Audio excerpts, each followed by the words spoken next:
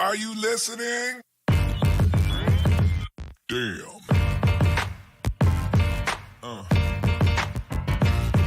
Yeah.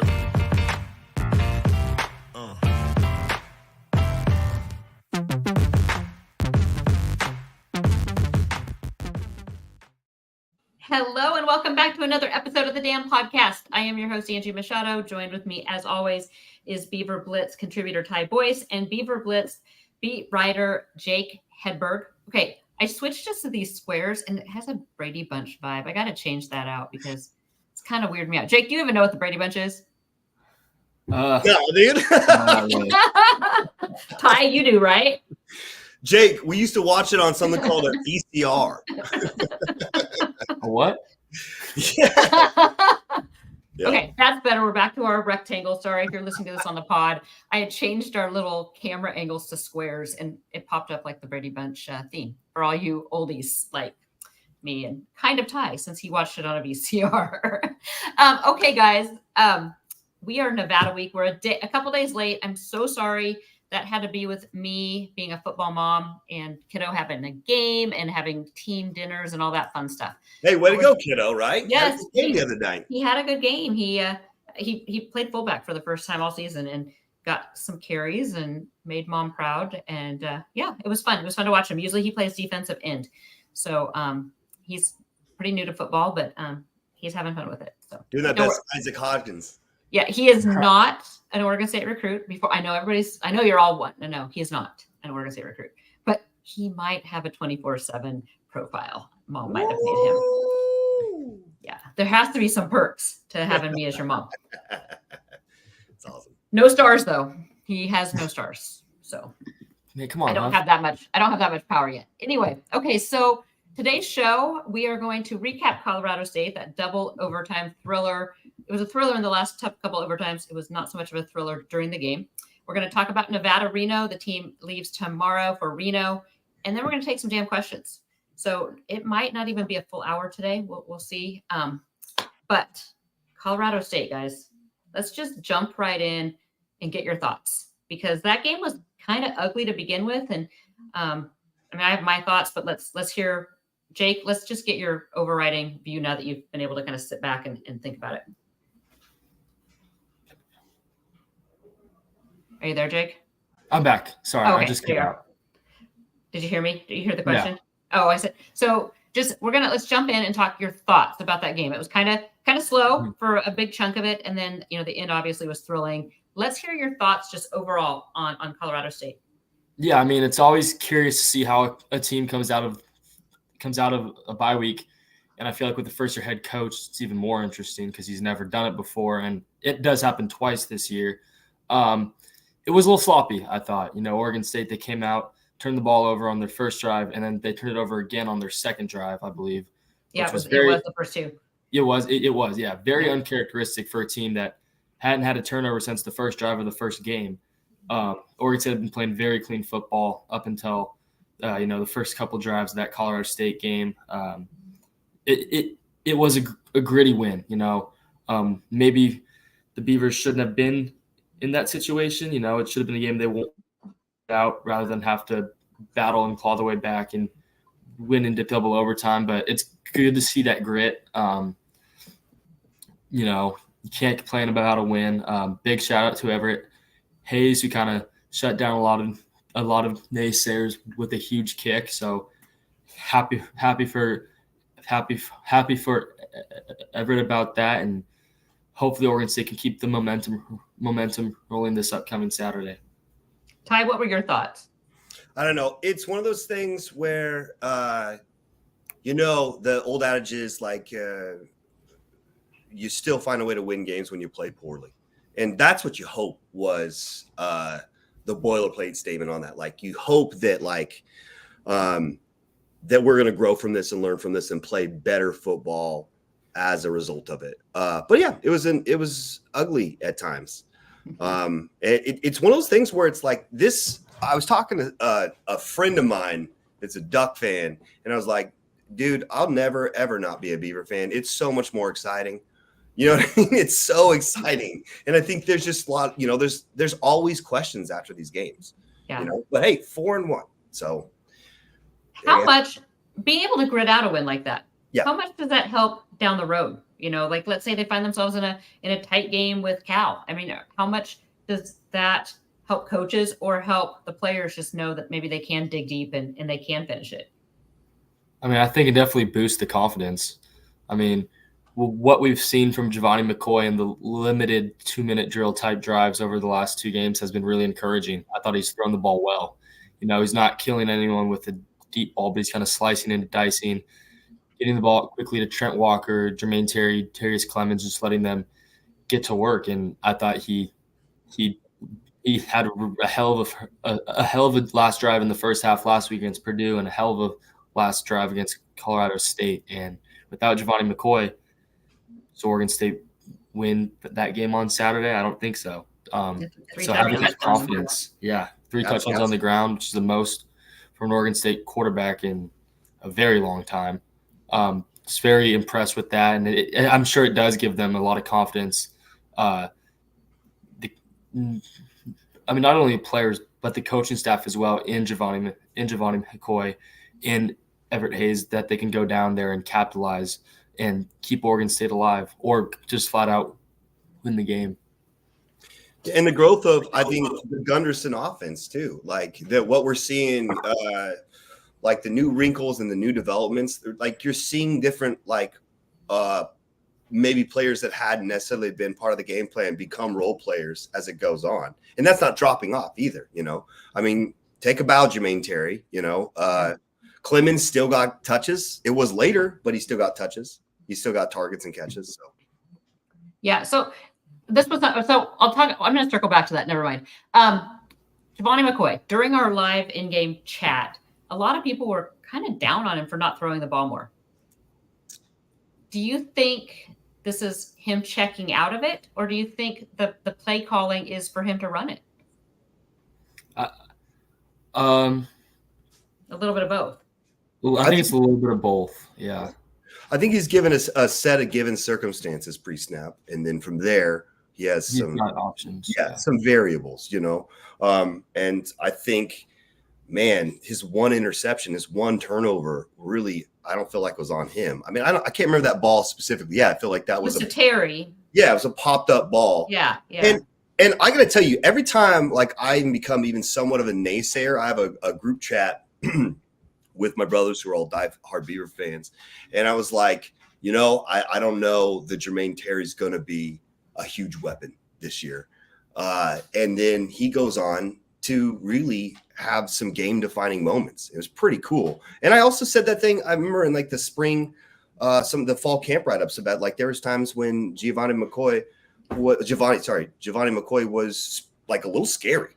Like there were some like rash, some twitchy moments or whatever. And that guy's been nothing but a great game manager, a smooth operator, and a dynamic athlete. So it's like he's been everything and more. So it's like, I don't know, maybe I should be more of a naysayer because it's good things. So, this made me think though.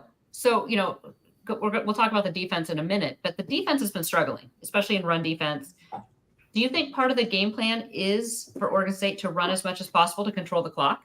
It is. They want the football. They want to control the tempo, or they want to control the tempo of the game. They want to slow things down, keep the ball in the offense's hands. Oregon State's run game with Jam Griffin, Anthony Hankerson, Giovanni, it's been really successful, and opposing teams are having a really hard time stopping it. And if they can shorten possessions for the other team and longer pair possessions, it just gives the Beavers a better chance to win. And 5 games in, Oregon State leads the country in time of possession.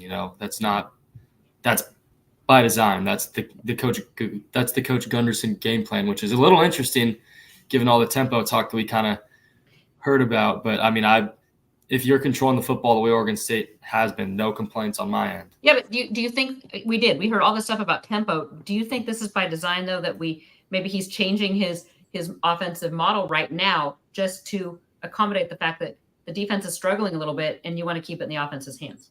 Yeah, I mean, a little bit. And we know that Coach Gunderson kind of shapes his offense to the strength of the offense. What are your thoughts, Ty, on, I think Jake froze again on us. What are your thoughts on Gunderson, brand new offensive coordinator, hasn't called plays. So he's what, 5 games in? So Yeah, 5 games. 4-1. Yep. What is your takeaway just 5 games in to what you've seen from Gunderson so far? I think there's development. I think that we came out and we ran the ball and kind of almost like the Beavers of old, like Mahalchek, Lindgren, Smith era of like smash mouth football. But now we're doing a really great job attacking the edges and finding creative ways to do that, like Zach Card on the sweeps, like the option. And I think like that is still ultimately what can you ask from a first year coordinator?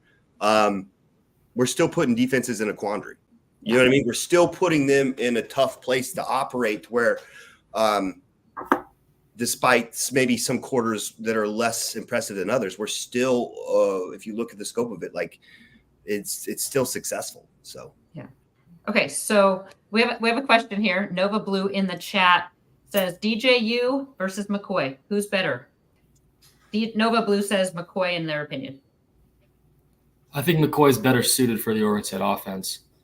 I do think DJ is probably more talented, but he also makes a lot of errors, as we've seen, a lot of mistakes, and he's not as consistent. Whereas Giovanni's, his arm's not in the same ballpark as DJ because not a lot of people's arms are. But, pretty similar running abilities. I'd even lean Giovanni in the run game. But the way Giovanni manages the Oregon State offense, he takes the smart throws, the easy throws. He's efficient. I do think McCoy is a better fit for the Oregon State offense. I would have to go DJU. I mean, I only because I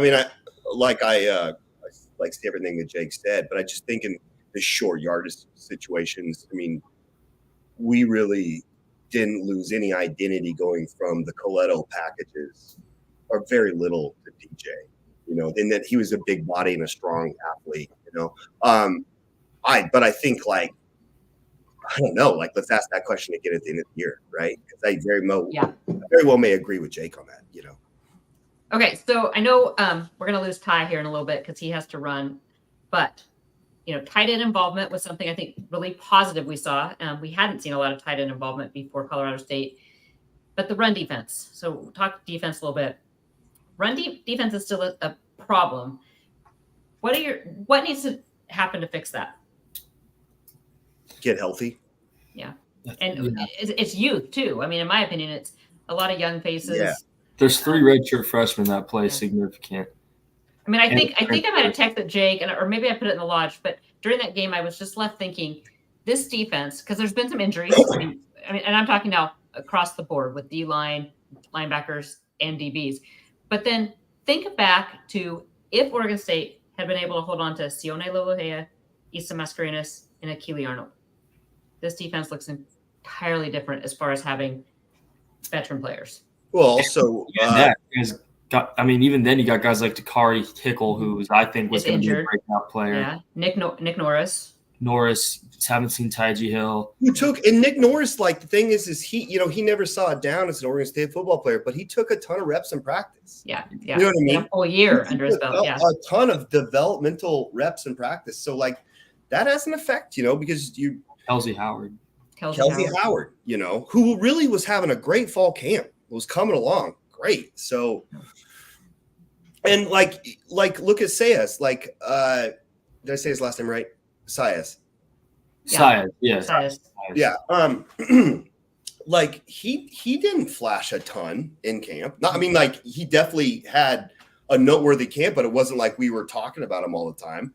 And so you prepare, you build a depth chart, you have reps, and then you execute that. And when a guy like Norris takes a bunch of reps and then never sees the field, like that still affects the guy that could have been working underneath it. Yeah. So I think that's the big thing. I also think it's from hearing from the coaches, what we've heard, it's a lot of it's just the youth, and it's these guys thinking, and they have to stop thinking and just play. And that's they're thinking about what they're doing. They're thinking about what their teammates are doing. They have to build that gel. They have to be able to trust, play fast. it kind of reminds me back in the day of Brandon Hughes and Keenan Lewis. They were true freshmen. Yeah. And I don't know if you guys remember them as true freshmen. They took their lumps. They took major lumps. They took their lumps, and they ended up being both NFL corners, correct? Yeah. So I think it's time. I know Oregon State doesn't have a great luxury of time right now, but I do think, I mean, some of these guys, I mean, Dexter Foster, Melvin Jordan, Isaiah Chisholm, they're going to be great players for Oregon State. Thomas Collins. I mean, I can go down the list of all these guys are very young, but it's fun. It's interesting, like, because people speak very highly of Melvin Jordan, and they talk about him like he's to quote Brent Brennan talking about Bolden, the older Bolden. Like, people talk about him like he's some grizzled vet. Yeah. This guy is a first-time starter, and he's like already a team leader, which is a testament to his character. It really is. But the guy's still like a sophomore. You know what I mean? Yeah. That's right. He's a sophomore, and his best football is undeniably ahead of him. You know what I mean? Agree completely. Yeah. Same with Chisholm and Foster. I mean, those guys are both 19, 18 years old, you know? Yeah.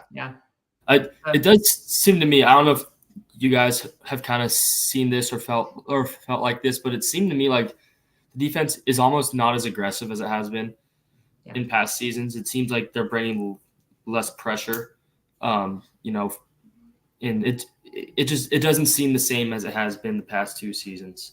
I agree. They're playing softer coverage. They're playing off the line of scrimmage more. In fact, Nico Taylor, I don't know if you guys saw this, but he got called early in the game for a false start penalty, offsides. Encroachment, yeah.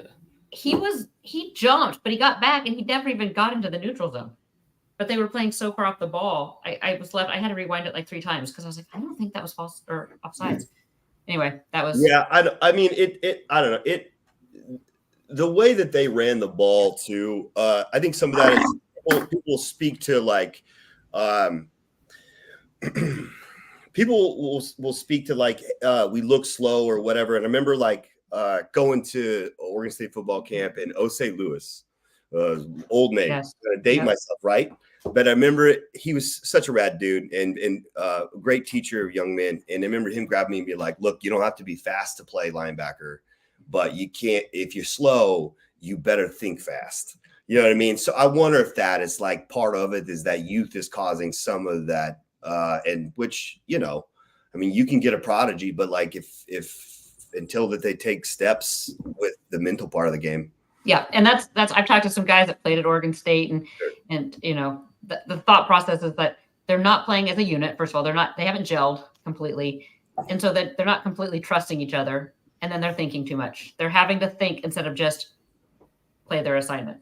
Well, yeah, and then you see someone like a team like Colorado kind of like hit you in the mouth feeling, you know, like it seems like that they ran the ball. I mean, they did. I mean, statistically they did. But I think that maybe, I don't know, it's hard to put your finger on it. Yeah. So, I mean, it's definitely something that is going to need to improve. And that's my biggest thing on my list here, things to work on is run defense. Mm-hmm. What do you guys, anything else that you want to? Number one in my mind. Yeah, I mean, that's to me too, number one. I mean, if you look at Oregon State's schedule, I mean, even this week, I mean, Hivion Red's a good running back. He played at Texas for a reason. You know, he's a talented kid. Oregon State's given up 100 yards to opposing running backs in the last 3 contests, and they've got some good ones coming up. Jade Knott, Cal, Jaden Thomas at UNLV, and then closing the year with the best player in the country in Ashton Jeanty. So it's going to be.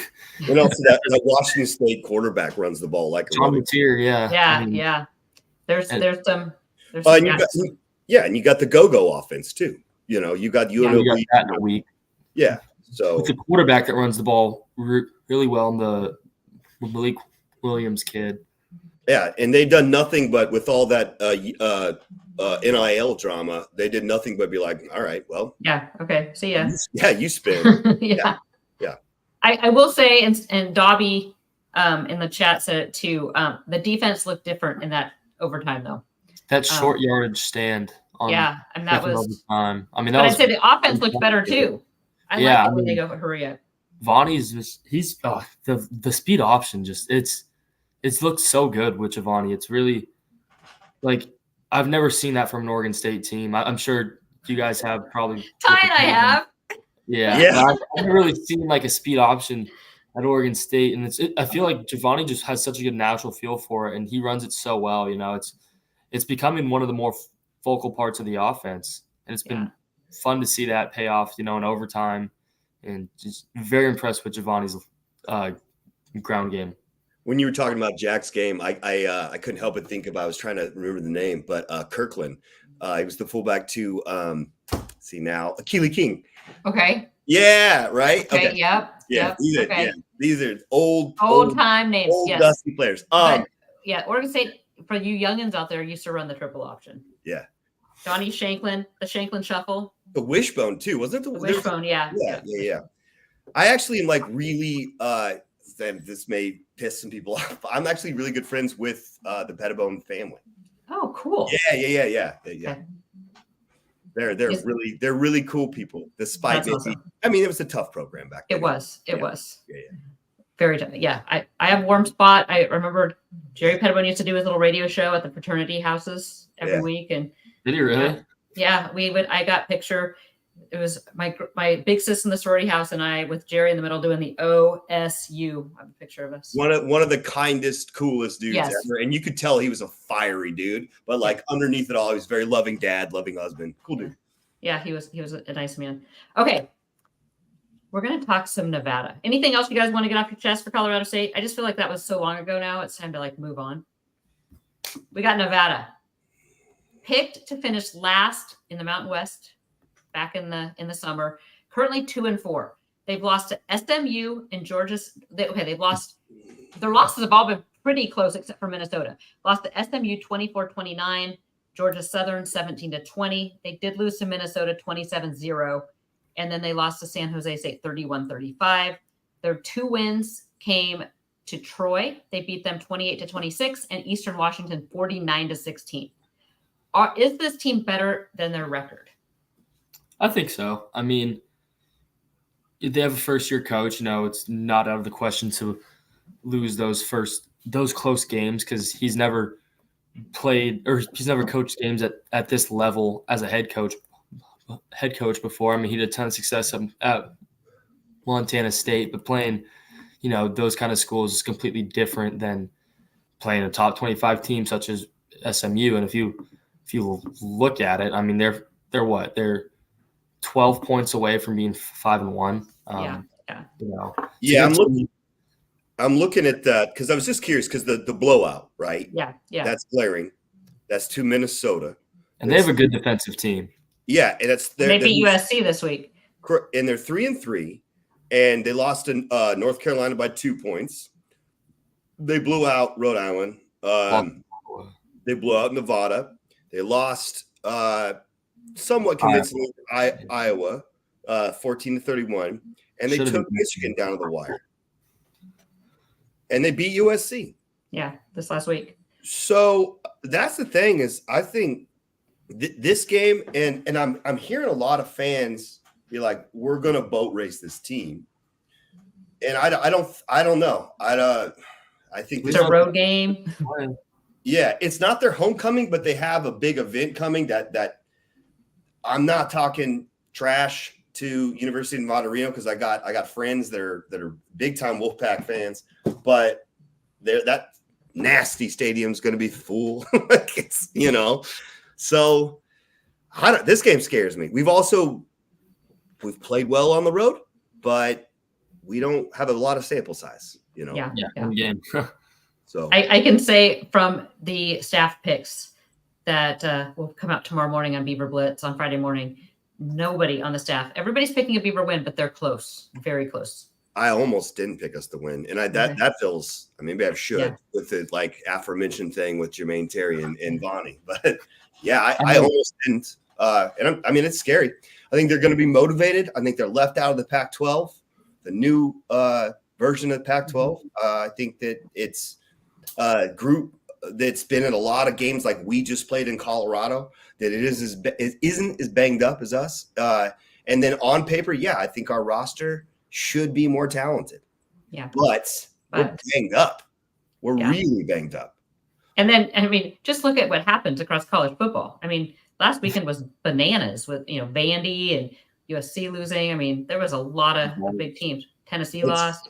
I'm a Caleb DeBoer fan. I know that's the Huskies and whatever, or former Huskies. But, like, I mean, it was crazy how quickly we were like, oh, so over Saban. Like, we're like, yeah, Coach Saban's great.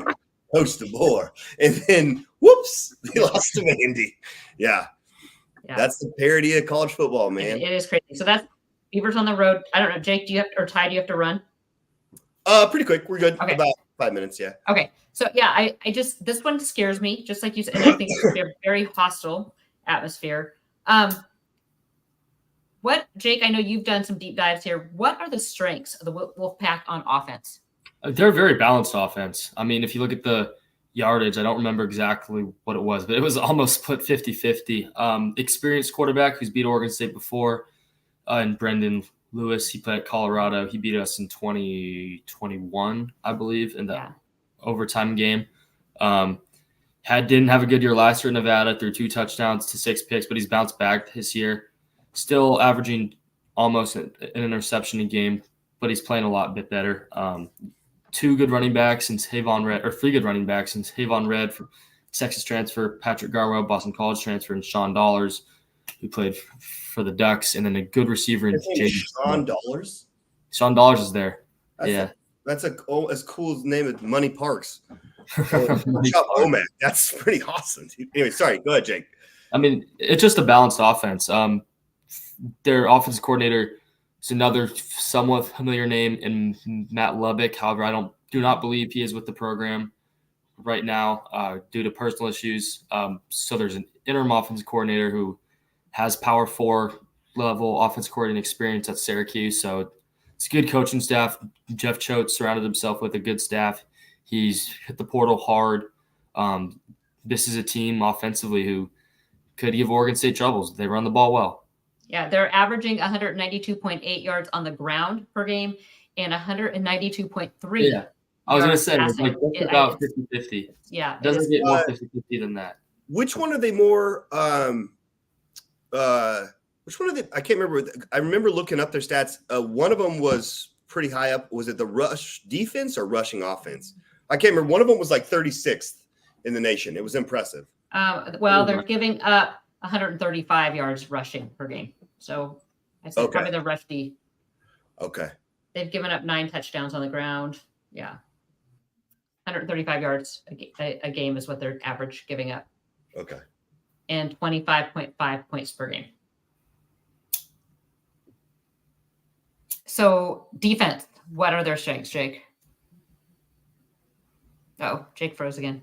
We lost him again. Oh, he's back. Defense. What are the strengths on defense? Really good linebacker core. They've got Drew Watts, and then bear with me on this one, but Tongi Ike, Meti Alona, 2 experienced linebackers who have started multiple seasons. They're good players. Decent secondary as well with Keaton Crawford, who played at Texas, and Chad Brown at corner. So it's an experienced defense. Good pass rusher off the edge, and Henry Ika Hafifo. So it's a good defense team. Jeff Choate's a good defensive coach. He coached at Washington, Texas. Pretty successful guy. So it's by no means is Oregon State going to run all over this team. The defensive tackle play is a little questionable for Nevada, so that could be an aspect where the Beavers get the inside zone going. But they do have to deal with those 2 experienced and really good linebackers. So it could be a challenge, especially if Jam Griffin can't play.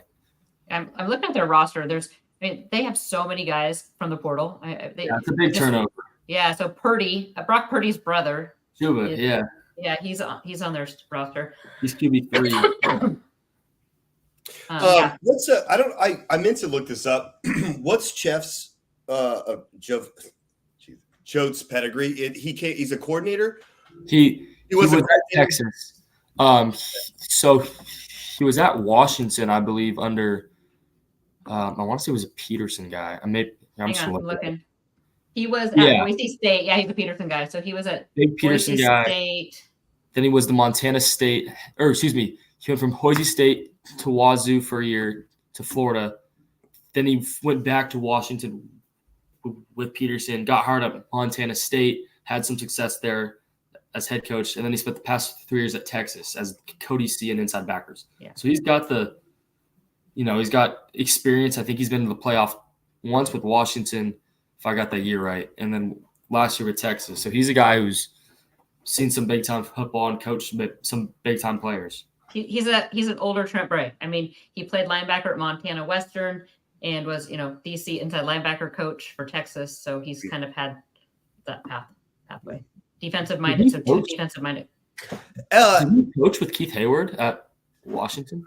He would have. Yeah, he would have. Because Hayward was there from 12 to 14. Yeah, so 14 to 15, he was at Washington. I'm gonna jump track real quick and let's get back in. Yeah. Is it me or are just speaking about like Coach Bray and the job he's doing as head coach? Is there less like head scratching decisions and procedural stuff happening this year? Am I crazy? That's a lot cleaner. Yeah, it's looked a lot cleaner. Yeah. I mean, if we've looked at Michigan State, at least I haven't really paid attention to their the deep dive their last 2 or 3 games, but they were really sloppy penalty wise, especially in that first game. And like the juxtaposition is like last year was a veteran Oregon State team, and this year under a different coach staff, and this year's a very youthful Oregon State, at least as far as people joining for their first year playing under the coordinators and together. It's like I kind of walked away from the game and been like, wow, we've not had a ton of procedural stuff. Yeah. I think the whole, and until those first 2 turnovers to start the game, between turnovers and, like you said, procedural, not a lot of false starts, delay of games. It's been very clean. There was a bad pass interference call at first OT. Oh, that was right in front of me. It's not a good call.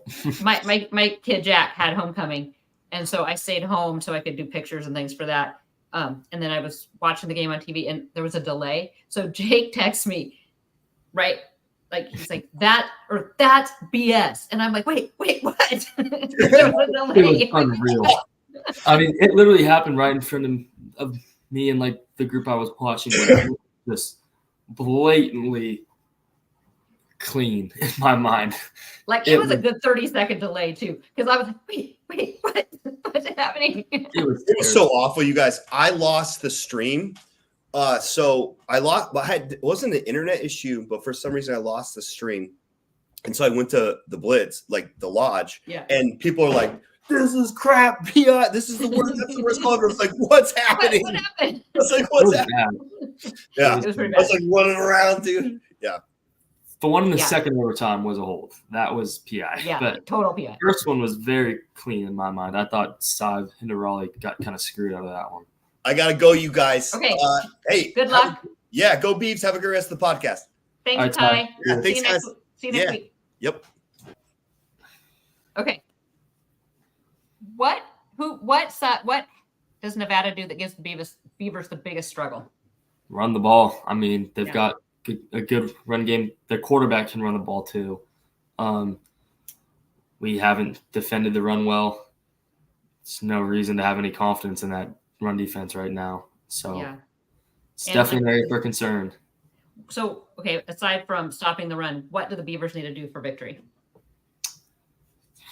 They need to I still am waiting for the passing game to really have a breakout game. I mean, Giovanni, he's done a great job, but he hasn't thrown for over 200 yards in a game yet. He's on pace for under 2,000 yards as at least throwing the ball. I'm just still kind of waiting on a breakout game.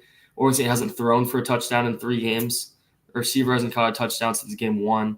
Yeah. I'm just hoping for, Trent Walker to really, Trent's broken out, but take that next step and get to over 100 yards. So I'm waiting for Taz Reddix to pop and have a good game. Clemens, Wells, Card even, Jeremiah Noguts. It feels like, doesn't it feel like they're just scratching the surface? Like you're just waiting for it to, I feel like it's just on, like at this like the offense isn't one dimensional, but it kind of feels like it at times. Like Yeah.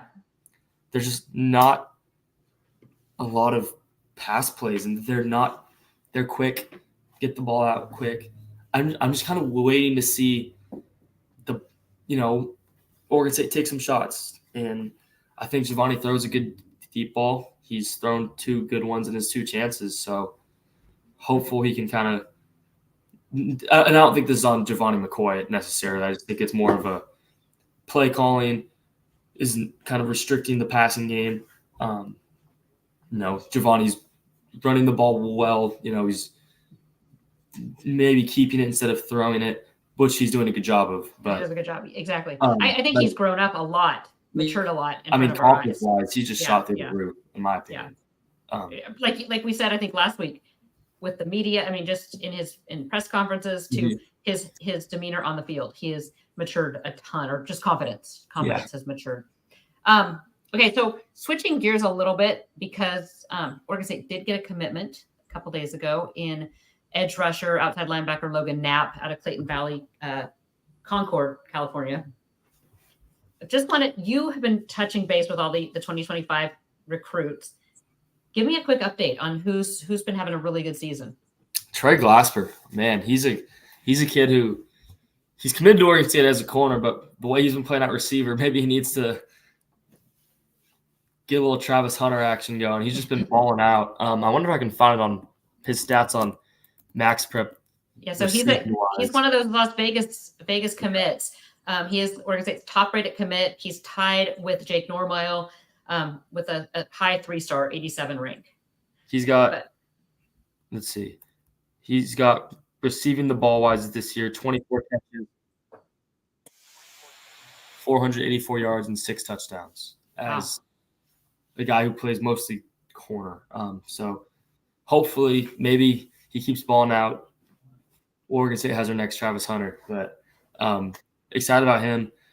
The guy I'm also really excited about is Cody Signer. And from Crane Union. He's never played 11-man football. He's playing 8-man football right now. Definitely kind of more of a developmental guy, but he's been balling out there, kind of in Eastern Central Oregon type.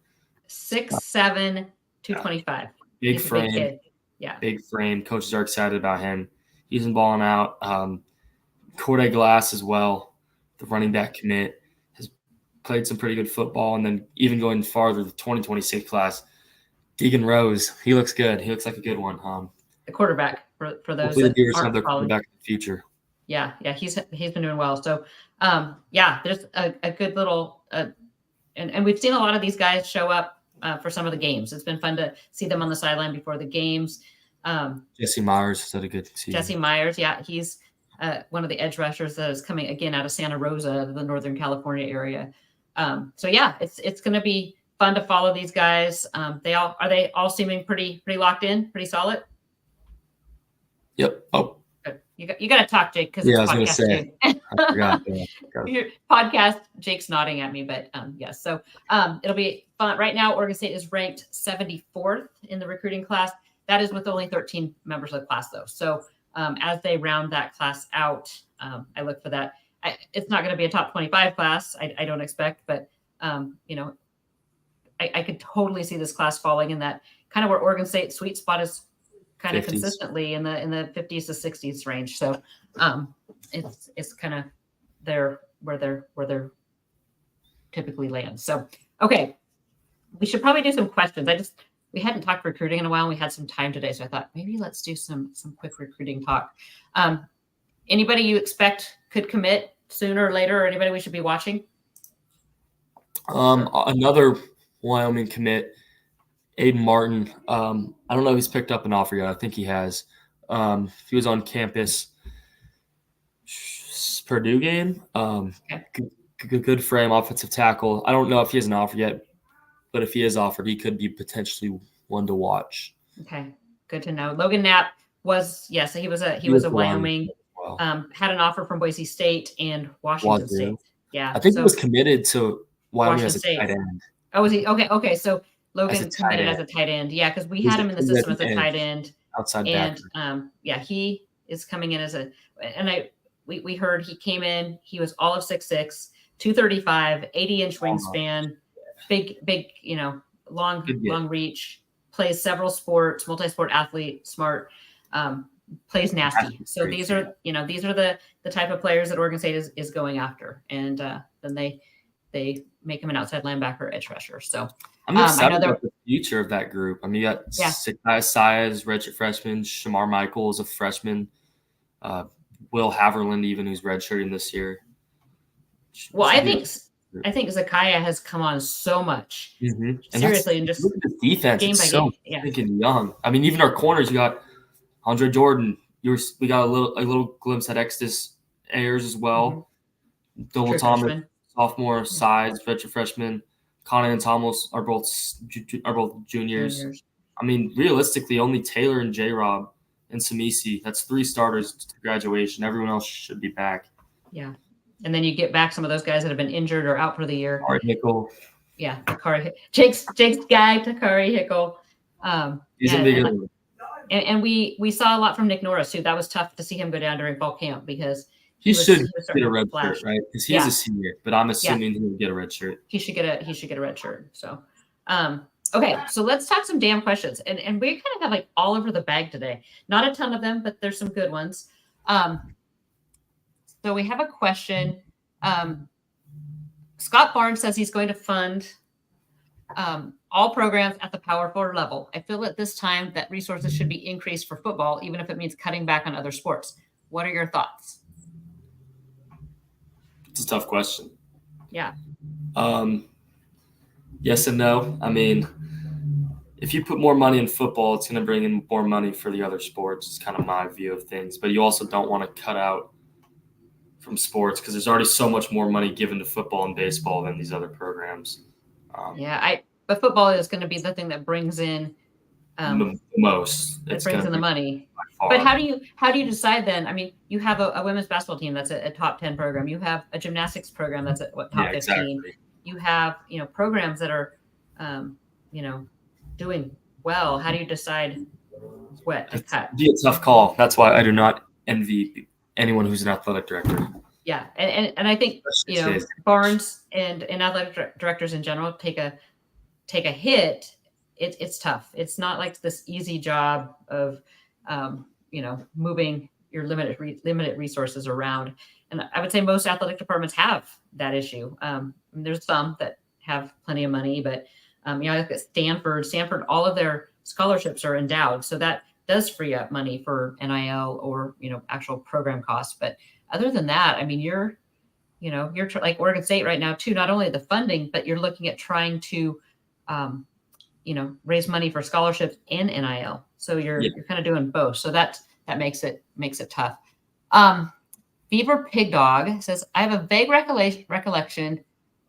Oh, sorry. He was in response to that question. Never mind. We're going to keep going. There was a question about Oregon State's O-line has not been wearing knee braces, and we've seen a couple guys go down. Colorado State O-line all had them on.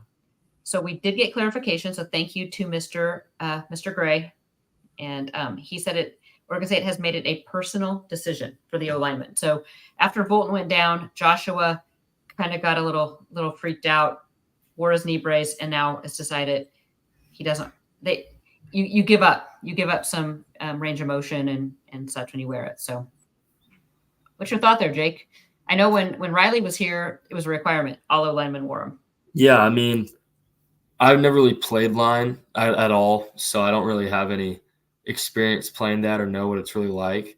I can't imagine wearing a knee brace helps with your mobility very much. I feel like it kind of slows you down, but I do feel like having it be a player's choice. I mean, I get the safety aspect out of it, but if you got guys who feel like they can play better without it, then let them play without it.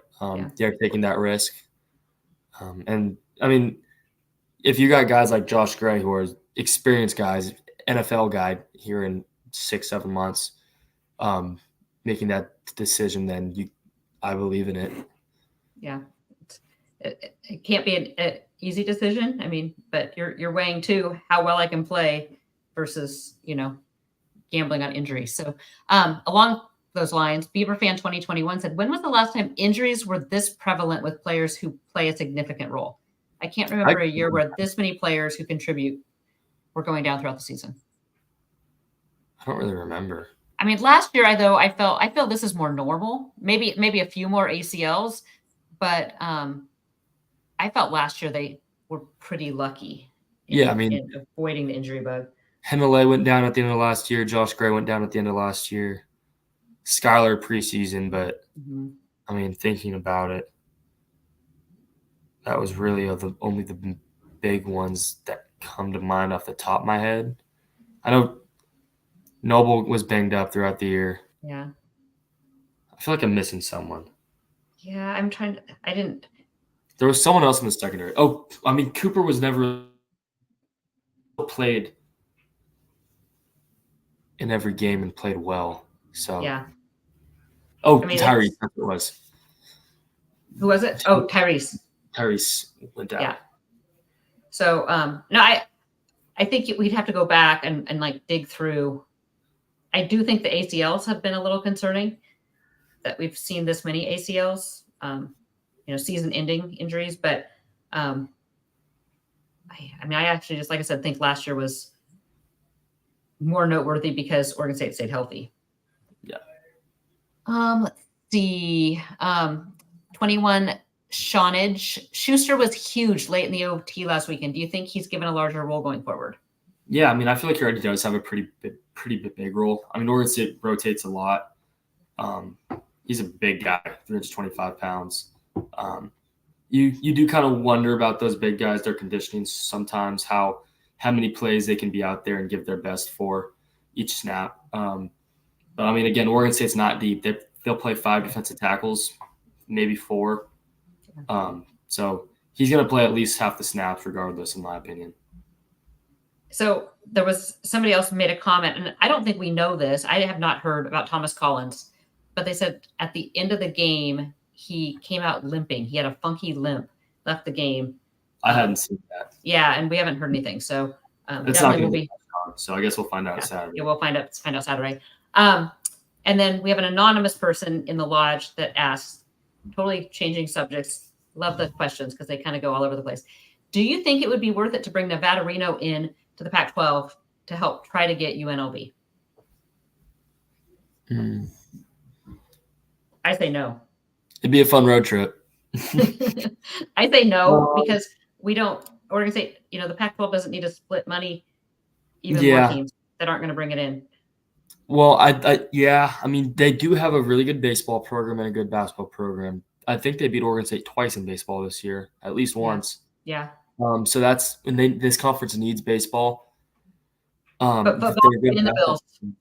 It's not paying the bills, yeah. I think if you get Tulane, Memphis, South Florida, maybe you cap it with UNLV and Nevada Reno. In my mind, out of the remaining Mountain West teams, it's probably the second most appealing behind UNLV. Okay, take them over. It keeps that West footprint, easy travel. And like I said, it's a good baseball program, which the Pac-12 needs. Yeah. I would take them over Wyoming, Hawaii, New Mexico, Air Force, San Jose State. Yeah, I would take them over San Jose State. I'm trying to think of who else is. I'd take them over UTEP for sure. Okay. I mean, I just think the options at this point might be limited if they can't reel in the 4 American athletic schools. So then you take – because then you're really – I mean, you have Utah State and then you'd have Reno. I would have taken Nevada over Utah State. Okay. Good to know. Because they have better other overall programs? Yeah, and even then, like, I don't have the Reno market than the Logan, Utah market. Okay. I don't know. I would have taken Nevada over Utah State. Okay. I would even argue. Nah, I wouldn't argue Colorado. I mean, Nevada has been good at football in the past. I mean, yeah. With Kaepernick there, 15 years ago. That's right. Is that 15 years? 15, yeah. Oh, wow. I know I'm getting old. You're getting old. Jake. Yeah, I mean, I would have taken them over Utah State. Okay, look at that. Jake for Pac-12 commissioner someday. Just let Jake make the calls. Jake is wearing his Seahawk jersey, so I think we are going to wrap it up a little a little early so we can go watch some Seahawk game. I don't know if I want to watch it based off how it's going. Is it not going well? 17-0. Oof. 16-0, sorry. Well, we will be back next week, most likely Tuesday. I'll check with Jake after we're done. Yeah. But looks like Tuesday back again next week. Hopefully talking about a Nevada win and then previewing a very, very, very big game with UNLV coming to town the following week, 7 p.m. kick. Excited about a night game. I don't like driving home from a night game, but that atmosphere at Research should be electric. There may potentially be another game day thing in Corvallis. We'll see. Oh, is that a possibility? No, the fraternity. Oh, the fraternity game day. Okay. We'll see. We're working Jake on it. Jake will be on his game then. Anyway, I'm Angie Machado with Beaver Blitz. He is Jake Hedberg. Join us next week for another episode of the Damn Podcast.